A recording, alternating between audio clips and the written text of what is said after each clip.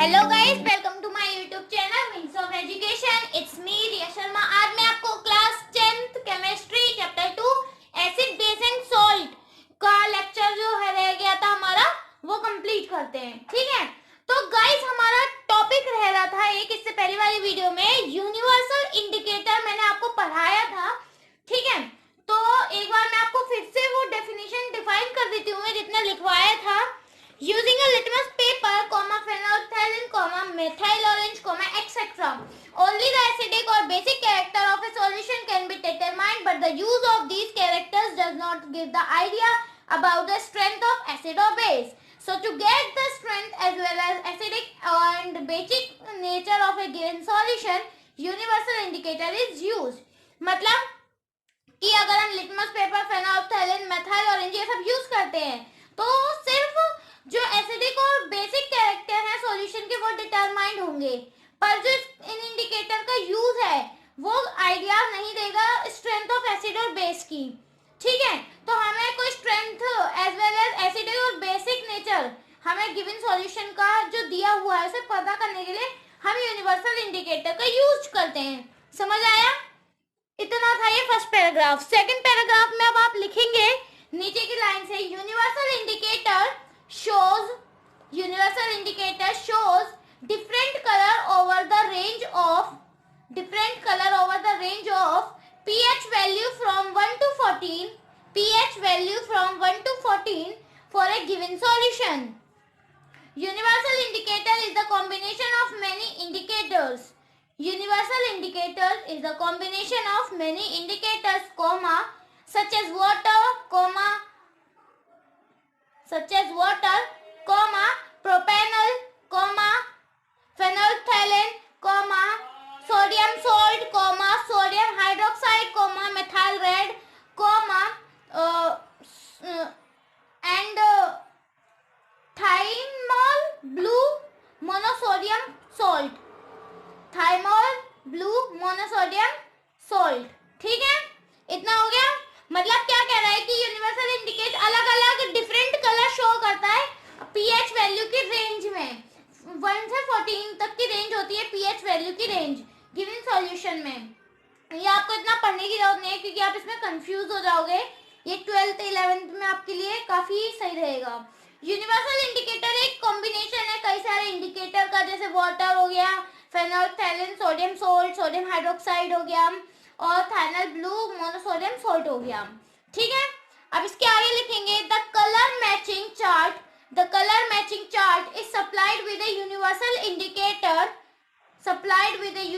indicator which shows the different colors for different value of pH। ठीक है, लिख लिया इतना? मतलब क्या कह रहा है ये कि जो कलर मैच हो रहे हैं चार्ट से वो सप्लाई हो रही है यूनिवर्सल इंडिकेटर में, जो कि शो कर रहा है different colour different values of pH की से। ठीक है, देखो गाइस ऐसे करके ना इसका चार्ट बना हुआ होता है, मैच स्टिक का चार्ट। ठीक है, तो ये जो है देखो ये हमेशा न्यूट्रल होता है, इधर की साइड एसिड होता है, एसिड में स्ट्रॉन्ग आता है और एक यहाँ पे वीक आता है। ठीक है, ये होता है न्यूट्रल वीक और ये होता है एल्कलाइन स्ट्रॉन्ग।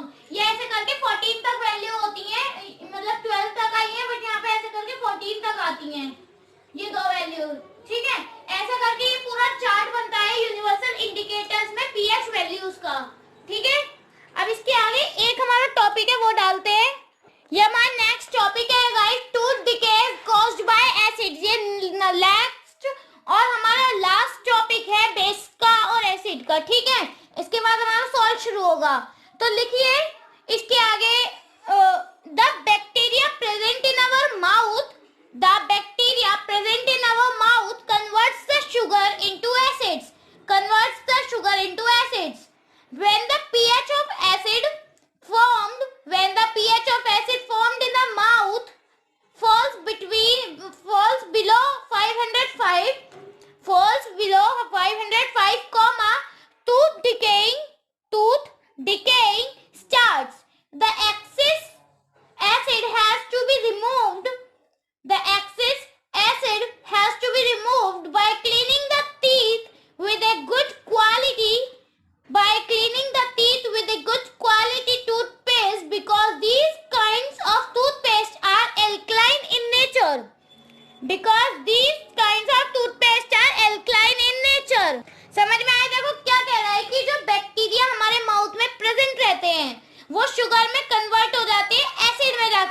ठीक है। जब when the pH of acid, जब pH होता है एसिड का, वो बनता है हमारे माउथ में कितने 505 से बिलो, ठीक है, इतने में बनता है हमारे माउथ में, जो क्या कहते हैं pH form of acid formed होता है, ठीक है। टूथ डिकेइंग जो होती है वो स्टार्ट होने लग जाती है। देन क्या बोल रहा है, तो एक्सिस एसिड, जो एक्सिस एसिड होता है ना, वो रिमूव हो जाता है और हमारे टीथ को क्लीन कर देता है गुड क्वालिटी टूथपेस्ट से। क्यों? क्योंकि ये काइंड ऑफ टूथपेस्ट जो है, इन्हें हम ये जो है एल्कलाइन होते हैं नेचर में, ठीक है। ये था इसका मतलब गाइस, समझ में आ गया। ये हमारा लास्ट टॉपिक था और ये हमारा खत्म हो गया, ठीक है। अब इसके बाद हमारा सॉल्ट आता है। सॉल्ट हमारा लास्ट जो था, acid base and salt, acid and bases पढ़ चुके हैं, अब सॉल्ट पढ़ेंगे हम। ये देखो guys, salt are the ionic compound which are produced after the neutralisation reaction between the acid and base. Salt जो है एक आयोनिक कंपाउंड है जो कि प्रोड्यूस किससे होता है, न्यूट्रलाइजेशन रिएक्शन के बाद एसिड और बेस में, ठीक है।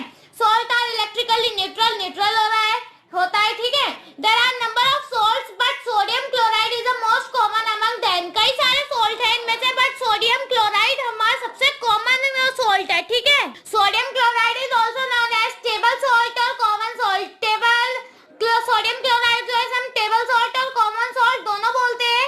सोडियम क्लोराइड जो है हमें टेस्ट ऑफ फूड के बताता है, एनहेंस कर देता है टेस्ट ऑफ फूड का टेस्ट अलग कर देता है, ठीक है, उसके लिए यूज होता है।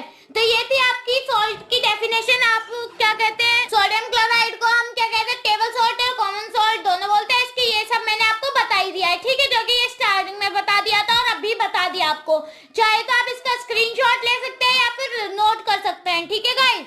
अब हम देखेंगे कैरेक्टरिस्टिक या प्रॉपर्टीज, कुछ भी बोल सकते हो आप सॉल्ट की, ठीक है। तो आप वो लिख लीजिए, ठीक है, कि काफी सारी प्रॉपर्टीज है। एक काम करती हूँ मैं लिख देती हूँ, आप नोट कर लीजिएगा, ठीक है। ये देखिएगा, इस कैरेक्टरिस्टिक्स है कुछ सॉल्ट के। फर्स्ट पॉइंट है, most of the salts are crystalline solid. ये कुछ सॉल्ट जो होते हैं, कई सारे जो होते हैं salt, most of the salts जो है क्रिस्टलाइन सॉलिड होते हैं। नेक्स्ट है, सॉल्ट्स में भी ट्रांसपेरेंट भी हो सकते हैं और ओपेक भी हो सकते हैं, ठीक है। और most of the salt soluble हो जाते हैं वाटर में, ठीक है, घुल जाते हैं। नेक्स्ट है सॉल्यूशन। ये सॉल्यूशन मैंने शॉर्ट फॉर्म लिखा, फुल लिखना, ठीक है। सॉल्यूशन ऑफ द सॉल्ट जो है कंडक्ट करती है इलेक्ट्रिसिटी मोल्टन स्टेट में, ठीक है, मोल्टन स्टेट में भी करती है, ठीक है। देन है द सॉल्ट में भी सॉल्टी हो सकता है, सोर हो सकता है, स्वीट हो सकता है, बिटर हो सकता है, ठीक है। देन है न्यूट्रल सॉल्ट्स आर ऑर्डरलेस। जो न्यूट्रल सॉल्ट्स होते हैं वो ऑर्डरलेस होते हैं, और सॉल्ट्स कैन बी कलरलेस और ऑर्डरलेस दोनों ही हो सकते हैं, ठीक है गाइस। इन्हें आप जल्दी से नोट कर लीजिए या फिर स्क्रीनशॉट ले लीजिए, ठीक है। 3 तक काउंट कर रही हूँ, 1 2 3, हो गया। ये देखिए गाइस, हमारा नेक्स्ट टॉपिक ये है फैमिली ऑफ सॉल्ट। सॉल्ट की फैमिली भी होती है, अब होती है ऑफ कोर्स, जैसे आपकी होती है उनकी भी होती है भाई। तो लिखिए आप, सॉल्ट्स हैविंग कॉमन एसिडिक और basic, salts having common acidic or basic radicals are said to belong to the same family, मतलब क्या है, जो सॉल्ट्स है उनके पास उसका कॉमन एसिडिक और बेसिक जो है रेडिकल्स होते हैं जो उन्हें बिलोंग करते हैं सेम फैमिली से। एग्जाम्पल दो, देखो एग्जाम्पल ले लो। फर्स्ट एग्जाम्पल, सोडियम क्लोराइड, ठीक है, एंड कैल्शियम क्लोराइड। ये देखो, सोडियम क्लोराइड और कैल्शियम क्लोराइड, ये दोनों एक ही फैमिली से, क्लोराइड फैमिली से बिलोंग करते हैं, ठीक है। सेकंड देखो, calcium chloride and calcium sulphate, ठीक है, ये दोनों कैल्शियम उससे फैमिली से बिलोंग करते हैं। फिर zinc chloride and zinc sulphate, ये जिंक फैमिली से करते हैं बिलोंग। और क्या कहते हैं, बस zinc chloride, zinc sulphate, calcium chloride, ये सब चीजें कई सारी हैं, ठीक है, जो ये सेम फैमिली से बिलोंग करते हैं, तो इन्हें भूलिएगा मत, ठीक है। ऐसे करके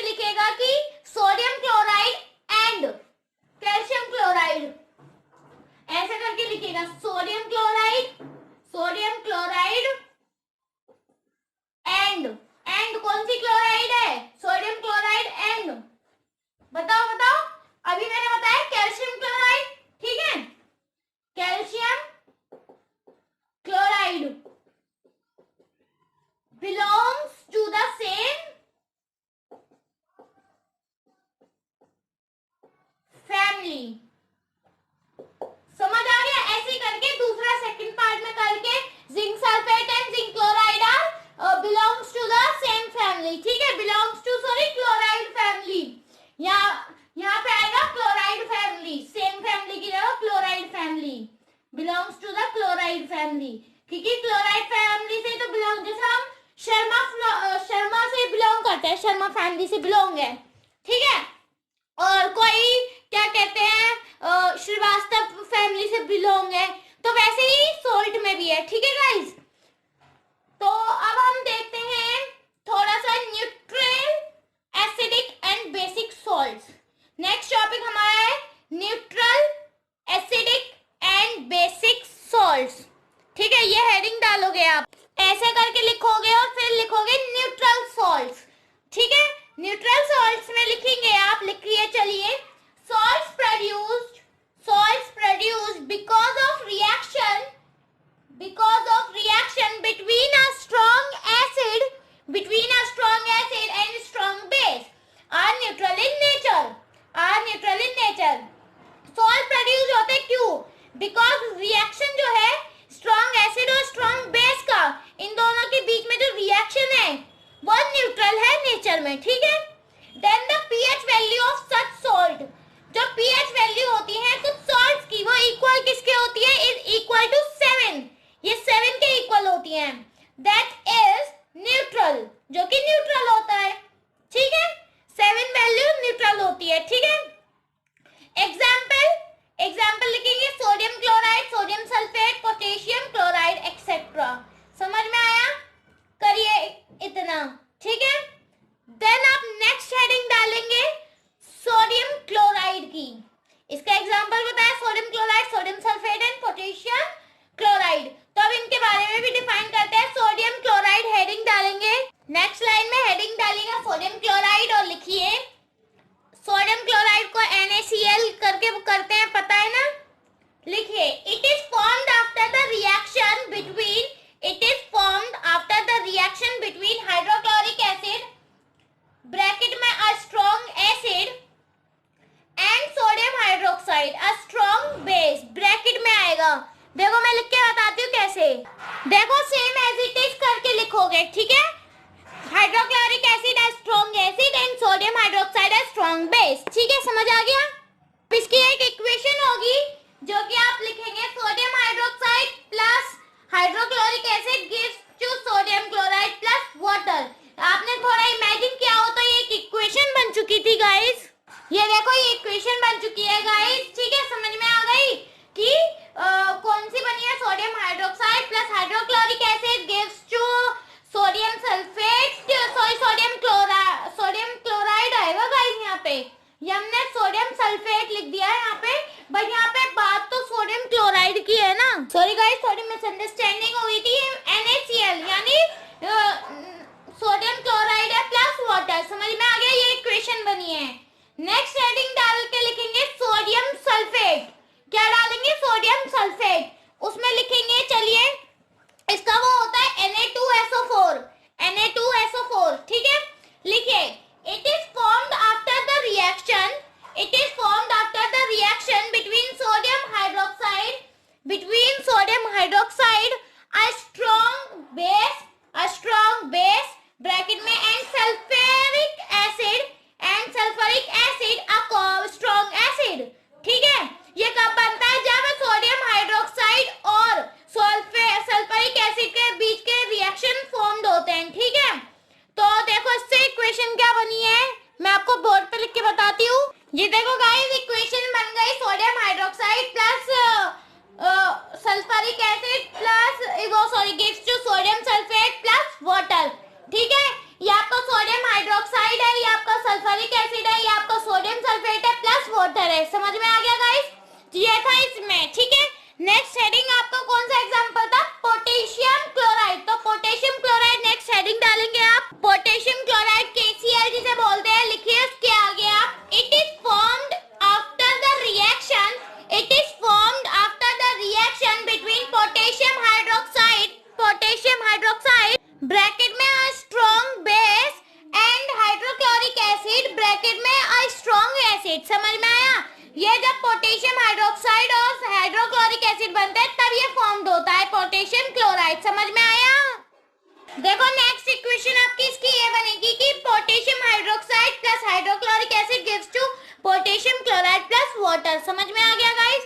ये थी आपके सारे एग्जांपल्स, ठीक है। अब इसके बाद हमारा एक नया टॉपिक आता है। इन सब चीजों के बाद मैं आपको बताती हूँ क्या है वो। नेक्स्ट टॉपिक गाइस हमारा ये है एसिडिक सॉल्ट्स, ठीक है। एसिडिक सॉल्ट्स है और एक है बेसिक सॉल्ट्स। तो सबसे पहले हम एसिडिक सॉल्ट्स के बारे में पढ़ते हैं। लिखिए, salts which are formed after the reaction between a strong acid and weak base are called acidic salt।